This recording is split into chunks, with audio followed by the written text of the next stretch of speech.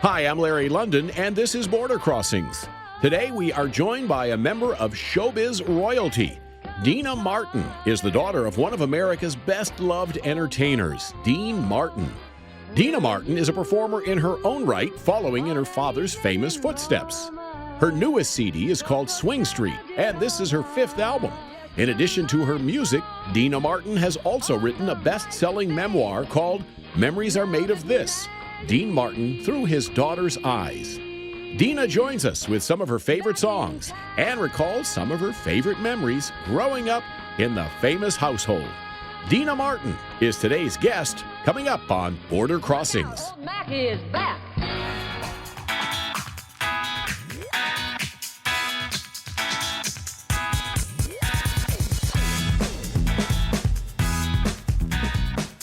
Hi, I'm Larry London, and welcome to Border Crossings. We have a very special program with a very special guest in the studio, someone that I'm enamored with. I've loved her family's music, her side of the entertainment business, her father's side of the entertainment business. Here in Washington, D.C., she just performed at the Carlisle Club. We'd like to welcome to the Voice of America, Deana Martin. It's great to have you here. Thank you, Larry. It's a pleasure to be here. What an honor to be sitting in music royalty, show business royalty.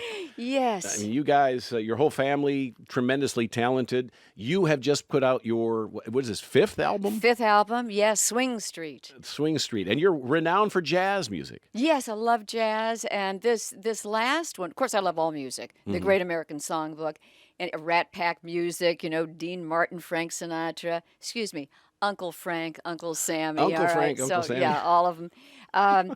But there was something about this Swing Street album that I did at Capitol Studios, where my dad and Frank, everybody recorded all of their songs. And so it has a special meaning for me. And you grew up in probably one of the most unique houses on the planet. Your dad, Dean Martin, the late, great Dean Martin, was a member of the Rat Pack. And I'm just trying to figure out, what does Rat Pack mean? Where did that term come from? Well, actually, I think it was Luella Parsons and Hedda Hopper. They couldn't. It started at Judy Garland's house, and they would have parties, and no one was invited. None of the press was invited. And so one day, I think Luella Parsons wanted to go up there, and she put in her column. She said, and I don't know, all those Rat Pack people over at Judy Garland's house, and then it kind of stuck because they would get together to play cards. And then for some strange reason, I'll never know why, when Dean, Frank, and Sammy were together, they started calling them the Rat Pack. And, Wow. Frank didn't like it. My dad didn't care because, he used to call us whatever you want. I don't care. That's the way he was. Now, I grew up watching your dad on, as many people did, on television, the Dean Martin Show, which was on quite a long time. I read somewhere where he hated rehearsing. Oh, you are so right about that. He did not want to rehearse. In fact, I remember the night he said, kids, because there were 7 of us, he said, kids, tomorrow I'm going into the people at NBC. They want to give me my own TV show. He said, I really don't want my own TV show. He said, I'm busy with my recording, with, entertaining all over the world and, singing, and I just don't want to do it. And in those days, if you were a movie star, you were a movie star. If you were a TV star, you were a TV star. So it was different. He said, I don't want to do it. So he went in. He said, I'm going to ask them for a ridiculous amount of money. I'm going to tell them that I do not want to rehearse, and I only want to shoot the show on Sunday afternoon after I play golf. And they said, okay. So he came home. He said, I guess I have to do it. They offered him $33 million, the biggest contract that was ever written. He said, okay, I'll do it. Wow. We said, okay, you do that. 33 million, and then what, 60s, right? It started in 1965 to 74? Yeah, 64 when they were unbelievable. That's a long run for a TV show. Yeah. But imagine that he would go in there just on Sunday afternoon and do all the songs, all the singing, all the skits. He was remarkable. Absolutely remarkable to do that. That makes it even more special to know that when you watched it, it was unrehearsed. It was what you saw was what you got. And he was great. I mean, he was great on the fly. Saw him on the Carson Show many times. Oh. Your dad was a great ad-libber. What do you think you inherited from him in the entertainment business? I think I inherited his sense of timing, and he was so funny because all the Martins were all hams.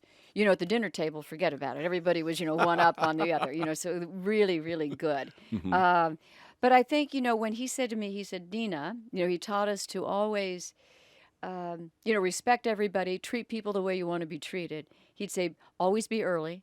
Never be late. Don't keep people waiting for you. Go in, know all your lines. Have a good time, smile, and then when you're done, just leave. Don't make don't make waves. Don't be a jerk. I said, okay, Dad. He said, don't embarrass me. But he, Wow. it was just the way he was, the manner that he, and the love. He would sing from his heart. He would sing with a smile on his face, and I inherited that from him. You were daddy's girl? Ah, yeah, definitely, And definitely. he had, I think, 8 children? Is there 8? Yes, there's 8. That's a big family. It's big, and everybody seemed to be named the same name. There's Craig, Clay, Gail, Dina, Dino, Gina, Jeannie, Deanie, so when a phone call came, who's it for? Jean? No, Dina, Dino? It was a great fun house growing up. Now, there's so many things about so many talents that you have. One of them, I read that you're an airplane pilot. I am. I love flying. We have a plane, and it's called volare. Oh, volare means one to of Dean's fly. big hits. Yeah, it means to fly in Italian. Wow. And Domenico Modugno wrote that, and it was that song. Volare was the very first Grammy record and song of the year in 1958. Very first Grammy. So. Wow. Well, I truly am in the presence of greatness, and I'm so thankful that you came here. There's so much we need to talk about. You've got a book, which is a bestseller. You've got a new CD out. Would you do a song for us? I would love to do a song from Swing Street. Okay. And it was written by Peggy Lee, who, a dear friend. Yeah. And she was fantastic. So I think I'd like to do I Love Being Here With You by Peggy Lee. Wonderful. Well, but I'll do it. Okay. Okay? Deana Martin joining us here on Border Crossing.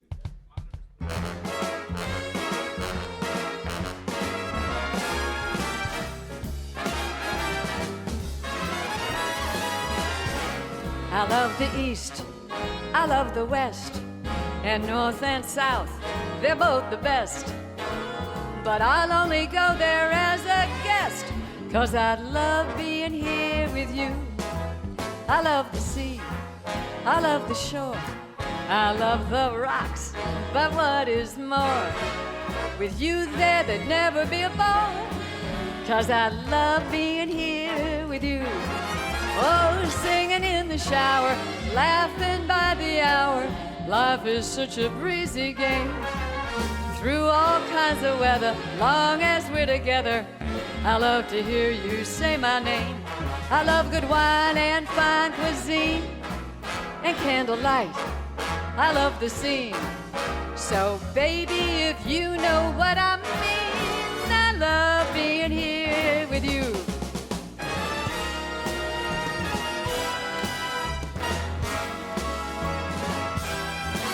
I love a dance by Fred Astaire and Brando's eyes, George Clooney's hair.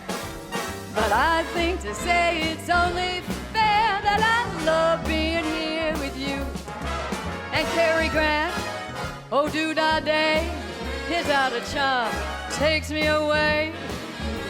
But don't get me wrong, how do you say I love being here with you? Oh, Basie's band is swinging, I love Ella's singing, 'cause it's something else you know. They know how to say it, they know how to play it, they wind it up and let it go. I love the thrill of New York shows, I'd love to kiss Durani's nose. So please sit back, enjoy the show, 'cause I love Voice of America,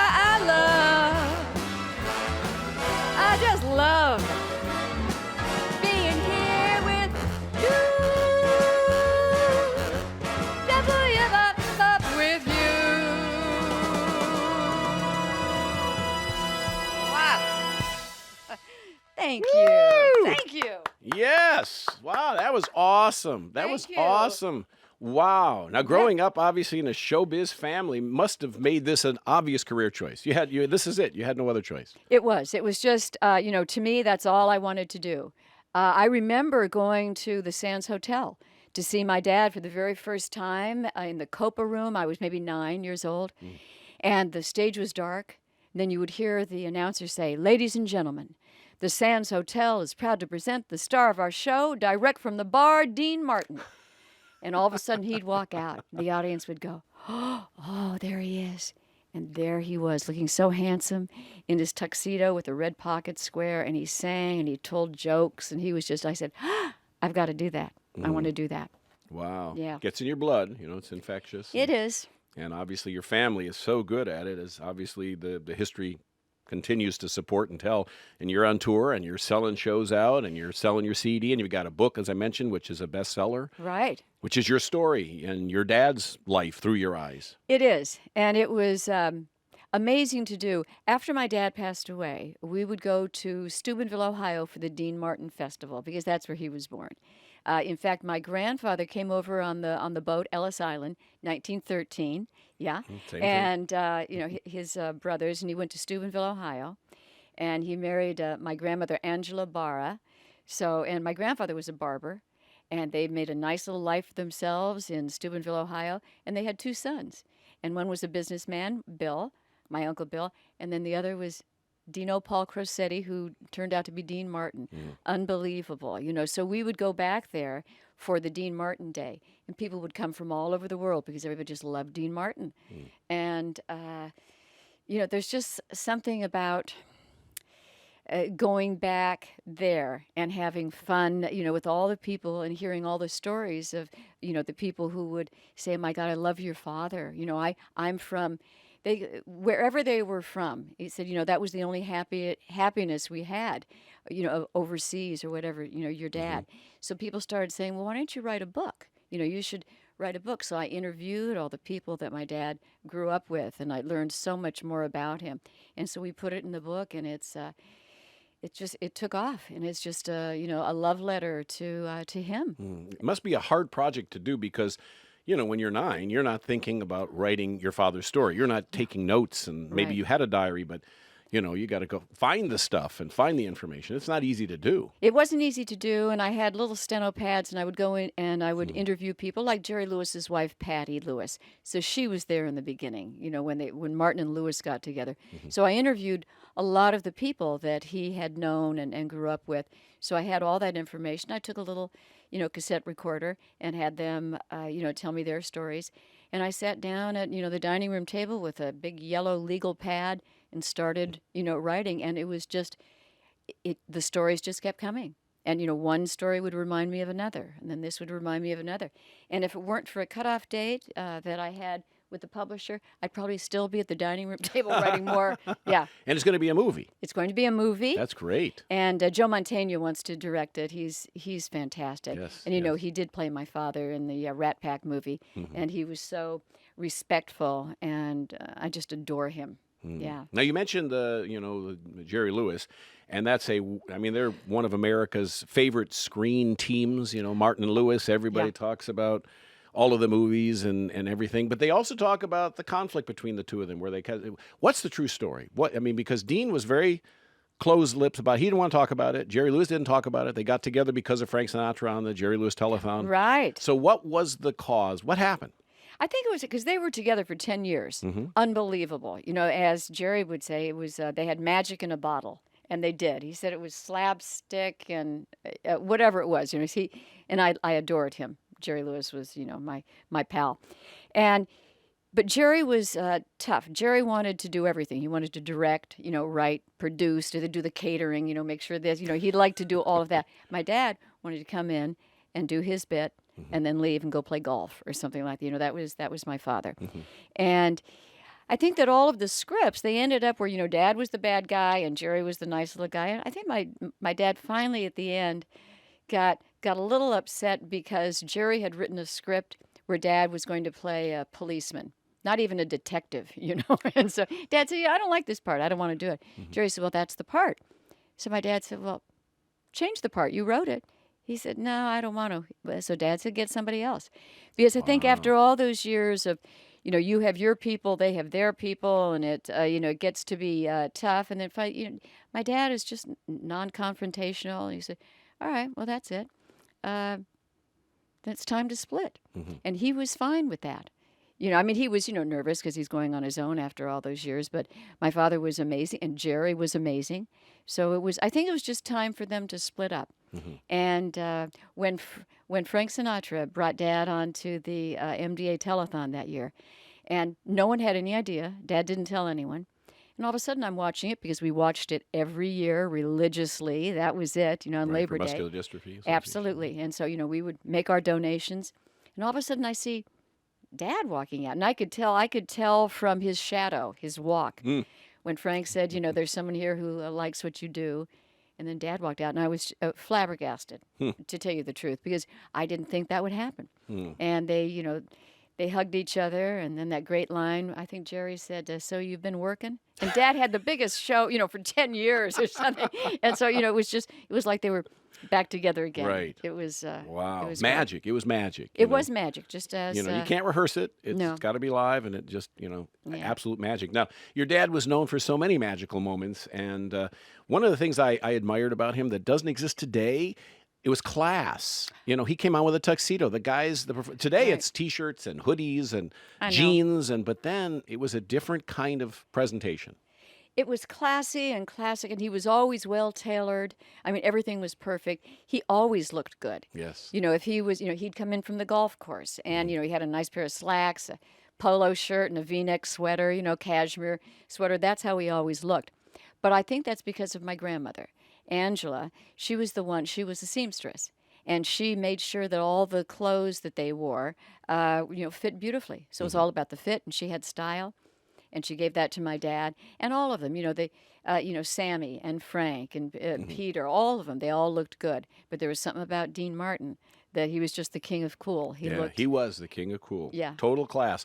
One thing, we all noticed the glass. He was nowhere without a glass, and Right. you, off camera, we were talking and said, maybe the drinking part of his persona was overplayed, was too much. Yeah. Well, you know what?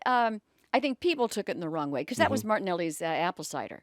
Really? Yeah. So after he would have a drink. All But the secrets coming out now. yeah, the funny thing is that Frank Sinatra said, "I spill more than Dean drinks." So so that was true. But Dad was a great actor, Right. and that was his gimmick, and so it was good. In fact, I'm still to this day, when I'm, doing book signings or things, and people come up and they go, "We just loved your father. He was amazing. I just don't know how he did that body of work, all that, being drunk all the time."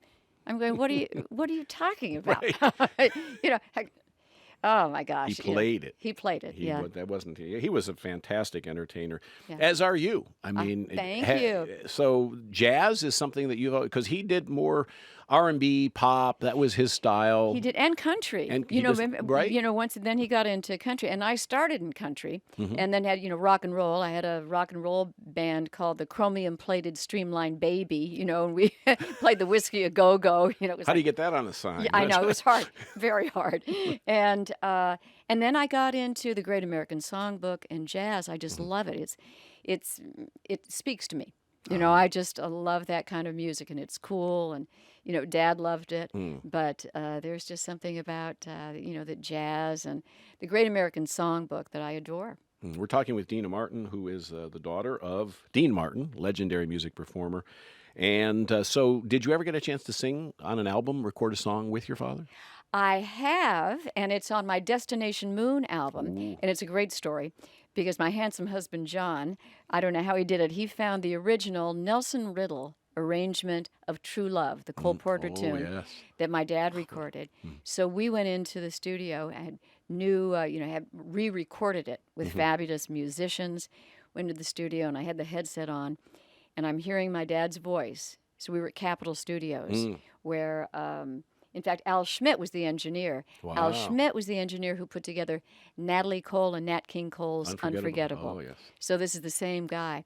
And so I started to sing because I hear my dad's voice, and I couldn't do it. And I'm in Capitol Studios, Studio A, where he recorded all of these things. Right.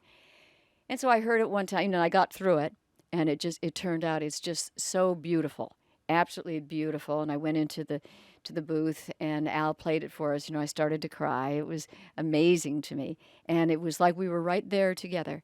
And of course, on all of my shows, we have a beautiful video with photographs and everything when I'm singing with my dad, True Love, and everybody is just like a showstopper. Everybody, it's just amazing when they're watching this.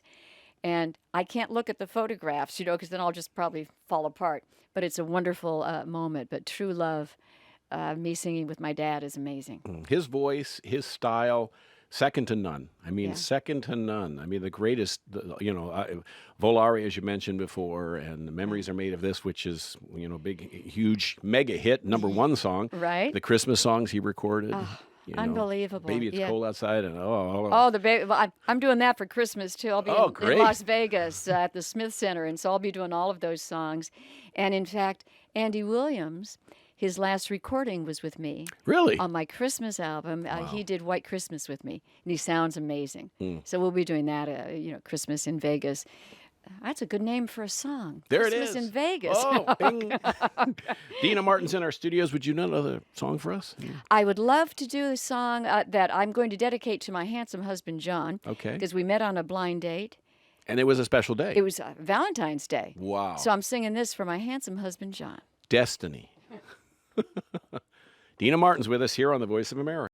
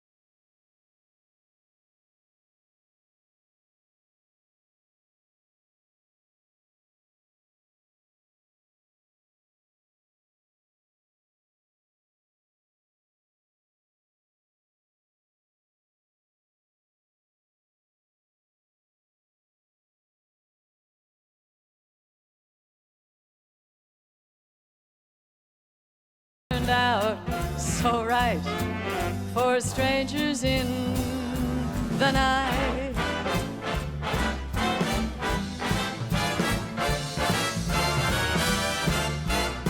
Strangers in the night. Strangers in the night. When we said our first hello, little did we know love was just a glance away, a warm, embracing dance away. Ever since that night, we've been together, ooh, lovers at first sight. In love forever, ooh, it turned out so right for strangers in the night.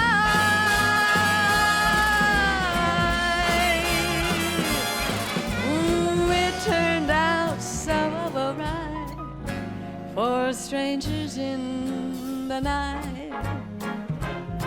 Ooh,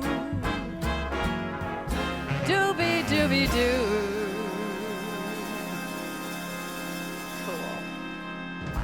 Woo! Deana Martin. They're standing around the world. You're getting a standing ovation in 100 countries right now. Yay, yeah. Oh, that's great.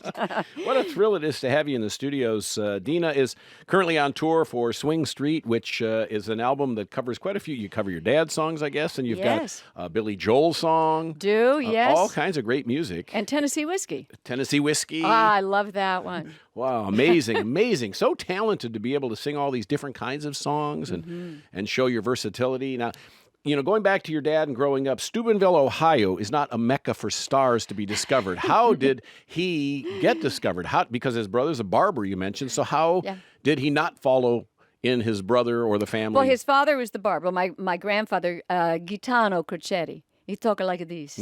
But they came. They spoke English, well, he was, come on, Dino, let's go. It's so cute. And my brother Bill, he became a manager, and went into, business. But for Dad, he just always loved to sing. And when I would interview the people in the town in Steubenville, I'd go to the Naples Spaghetti House or the Steubenville Bakery, and everyone would say, "Oh, your dad, he was always singing. He was always telling jokes. He just he'd love to do that." And he he just had dreams that he was going to be an entertainer, and he just didn't stop. And he That's would great. play with all the bands. And in fact, I went to, there's a fabulous ballroom. It's called the Valleydale Ballroom in Ohio. And that's where all of, everybody, Benny Goodman, everybody played there. And my dad played there, and I was trying to find his poster. He played there when he was still Dino Crosetti. That's before they, changed his name to Dean Martin. How did that happen? Well, there was well, I guess the Italians weren't, you couldn't be Italian, in those days. Really? Everybody was I Italian in know. those days. There's more From Italians Philadelphia, now. everybody was Italian. I know, but they didn't want an Italian name. Okay. Okay, so the Italian name. So, and there was a singer, and his name was Nino Martini.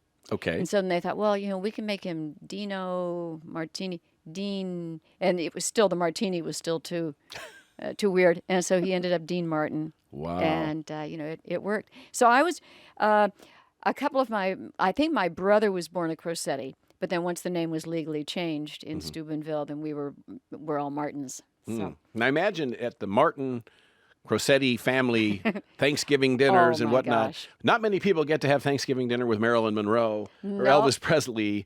It would take a Dean Martin to do that. Yeah. I mean, you must have had a lot of famous people in and out of your house. Oh, we did. And it would be nothing to walk downstairs, and sitting at the piano was Sammy Kahn writing Time After Time, or Ain't That a Kick in the Head, and people sitting around. We have Christmas Eve. I would be there singing with Rosemary Clooney, Have yourself a merry little Christmas.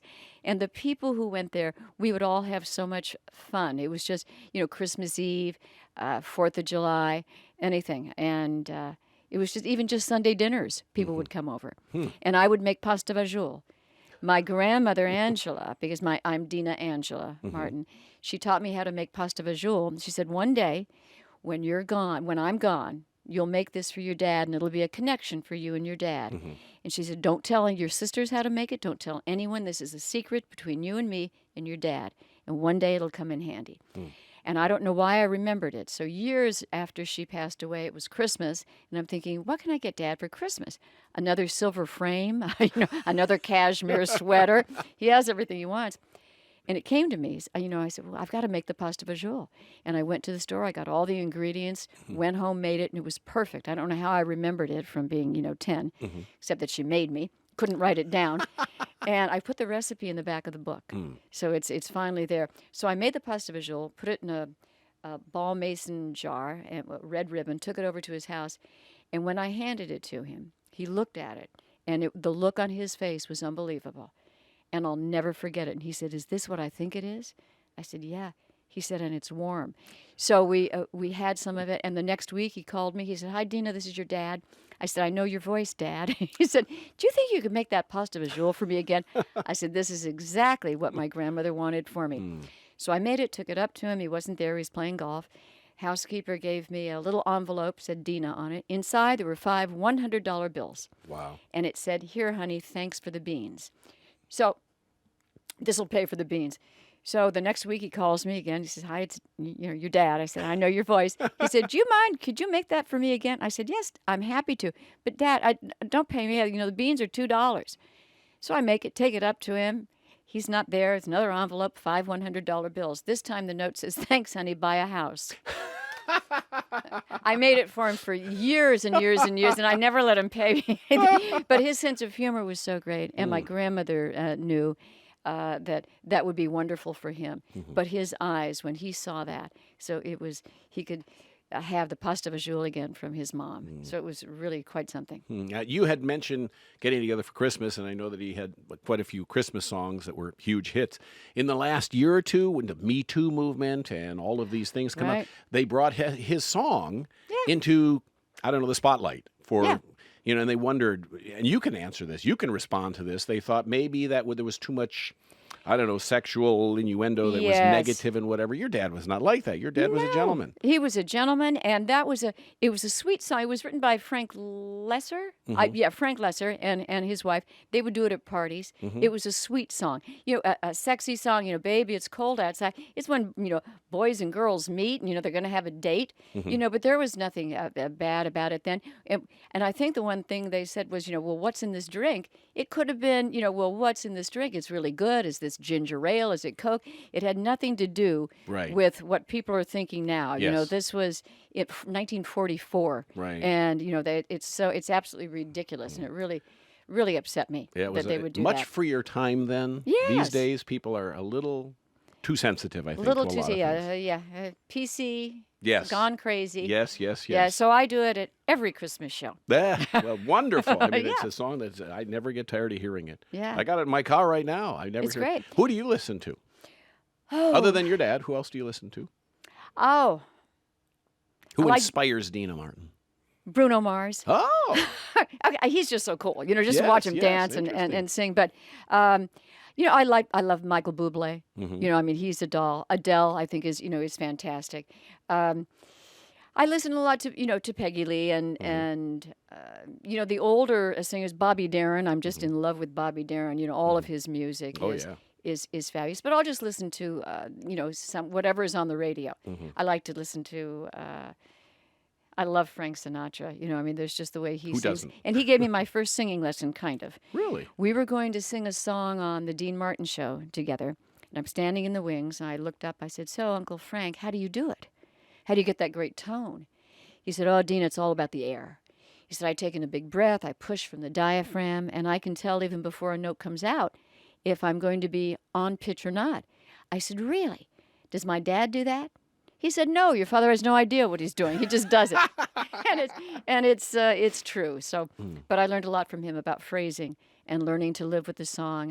And as you get older, it'll be interpreted. You'll interpret it in a different way. If somebody said to you, you can only pick one memory of your father's, with your father, between you and he, would that one? Because I know you wrote a book that's filled with memories. Memories are made of this. Right. But if you could pick only one, if somebody said you have to pick one, what would your favorite memory be of growing up the daughter of Dean Martin? When I was 16 years old, he said, "Well, it's your 16th birthday. What would you like?" I said, "I'd like a coat from Wilson's House of Suede." He said, "Great, go get it." I said, "No, I want you to come pick it out with me." And that was like, oh, he didn't want to do that. Yeah, he's got to work. He's got to Right. go play golf. And I said, but that would mean something to me.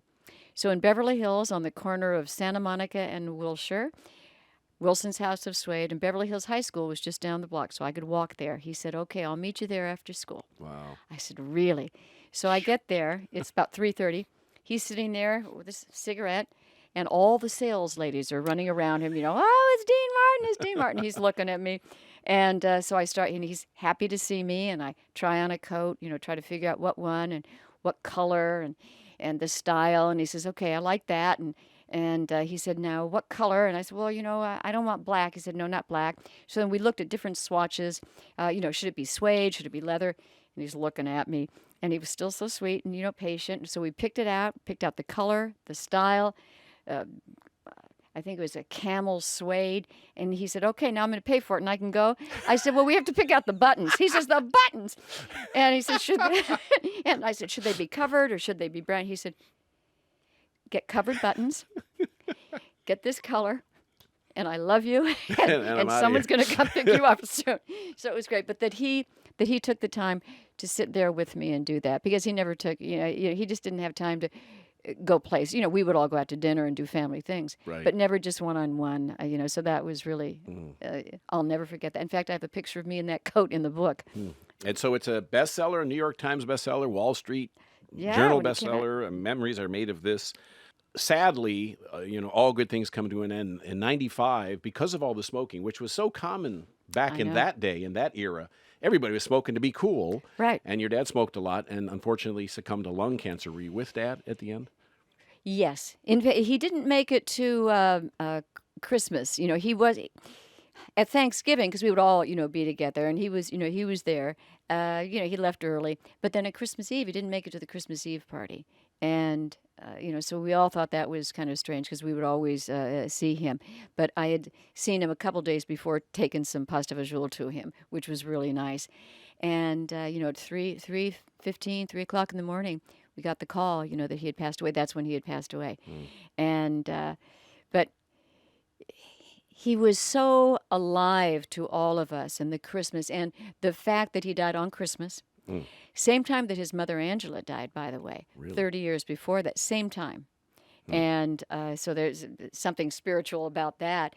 And we have all of his Christmas music, and it's not Christmas unless you hear Dean Martin singing, let's see, "It's a marshmallow world where we live in." So it was tough, but he's always with me, and he's with Right. everyone. And you're keeping the memories alive, which Yes. is wonderful. And what was the last thing he said to you? I love you, because he was so happy with all, the pasta visual. That was great to him. And he just said, Right. I love you, because he would always say, "I love you," when I would leave. And he was he's the greatest guy ever. He is, and he is loved around the world. Yeah. Which not many people can say that, but he's, I'm sure you have memories traveling around the world and Oh, all the yeah. different fans, and didn't speak English, but they were big fans and they knew the words of his films and his music. And That's right. Wherever we go, everybody can sing, and I always sing "That's Amore" in my show, and I walk out into the audience, and people sing with me. So it's Wow. we did that at the Carlisle the other night, and fantastic. yeah, it's great. How long is the tour going? Well, I'm on the road 280 days You out don't of the take a year. rest? No. Hardest Rest working from what? woman in Yeah. show business, right? You know what? For me, when I'm on stage, that's not work. That's No, just love. no, it's your You know, hobby, all it's your of passion. Yeah. I love to do it, and I've got my husband and all the great musicians and music. What could be better than that? Okay, Deana Martin, would you do another song for us? I would love to. This time, it's going to be a little Frank Sinatra thing, a little Rodgers and Hart. All right.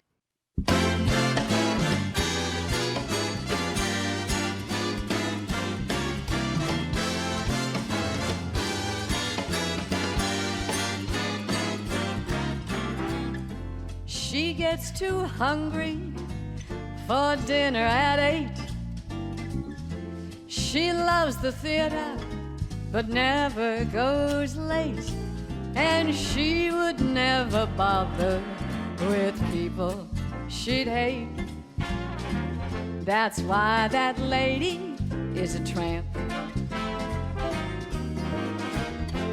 Doesn't like dice games with barons and earls.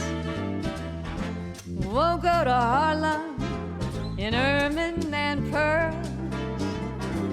Won't dish the dirt with the rest of the girls. That's why that lady is a tramp.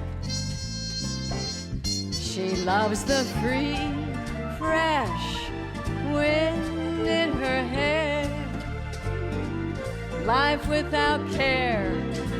She's broke, it's oak. Hates California, it's cold and damp. That's why that lady is a tramp. She gets too hungry to wait for dinner at 8. She loves the theater, but never goes late. She would never bother with those people that she'd hate. And that's why that lady is a tramp. Doesn't like dice games with Sharpies or frogs. Won't go to Harlem in Lincolns or Fords. And she will not dish the dirt with the rest of those brides. That's why that lady is a tramp.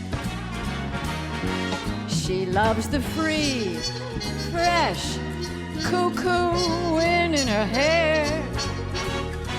Life without care. She's broke, but it's oak. Hates California, 'cause it's cold and damp. That's why that lady, that is why the lady, that's why that chick is a champ. Oh, thank you. Yes, Deana Martin, live on the Voice of America. I feel like it's the Jerry Lewis Telethon. You're over there singing. I'm sitting at the chair. That's what Jerry Lewis How's the tote board? Let's have a tote. Let's have a total. That's right. But is the tour a world tour that you're on right now? We'll be going to Australia after, Great. but right now it's the United States, and it's hard, but it's so much fun. You know, I mean, there's a lot involved, in it, and we're doing a documentary, a Dean Martin documentary. We've interviewed Bob Newhart and Florence Henderson and Regis Philbin, I think Frankie Avalon, and so we've been. They would just sit down there and tell us great stories. Angie Dickinson, so it's going to be a fabulous documentary, and then the book, and I'm working on another new album right now. So it's a lot of stuff. A lot of stuff going on, and Yes. a movie. And a movie. And a movie. Are you producing it? I know you wrote it, but Yes, producing it with Joe Mantegna, and in fact, he was here for Memorial Day. Yes, yeah, he for was the in DC. Memorial Day thing. We just saw him night before, and he's just an amazing guy because now that Criminal Minds is coming to an end, he's got a lot more things to do, and so we'll have more time for the movie. And will it be called Memories Are Made of This? Yeah. All right. It should be, because that's what it is. Memories are made of this, and I was at the original recording, when he did that. So First number one song. first number one. I hit. love that song. I love all of his songs. I mean, like I said, and you sound great too. I mean, Oh, you have a thank lovely voice. you. Where can people find you on the web if they want to get your CD, read about you, get your tour schedule? Where do they go? DeanaMartin.com, and it's Deana. It's just Dean with an A. Dean with an A. DEANA Martin.com, and I have a great website, and of course on Facebook or all that stuff. But go to DeanaMartin.com and or to Amazon. You can get my albums, and I have vinyl. You so have it all. I have it all. 5 CDs, and of course the great tell-all book. That's right, exactly. And it's from my heart, and it was amazing writing that book, and so I've still got more books to come. Therapeutic, I'm sure. Oh, yeah. To get a lot out. You probably cried through half the book. Oh yeah, oh yeah. And John would walk in, I'd be at the end, he'd go, "What's the matter?" I said, "Oh, Dean Paul passed away." He said, "Oh my God." And so then we would remember all of the things, about him. And so we'd do that. And then he'd come back and it would be something, and we were laughing. I said, "What happened?" And, he said, "What happened?" So it was a great memory. So it was something, it was up and down, and it was it was really, really tough to do, but it was just easy to do. So it was hard and easy because it just flowed. And it was something that I had to do, and it was from my heart, and everybody's loving it. I have men who come up to me who are 70, 80 years old. They said, "I love that book. I read it." I have 13-year-old girls who come up and they say, "I loved your book." It was, so it's for everybody. It's not just about Dean Martin. It's about, families and relationships and growing up and mothers and daughters. And, so everything is in there. And if you're a student of the time period as well, you've got a lot of great pictures that only a family member would have.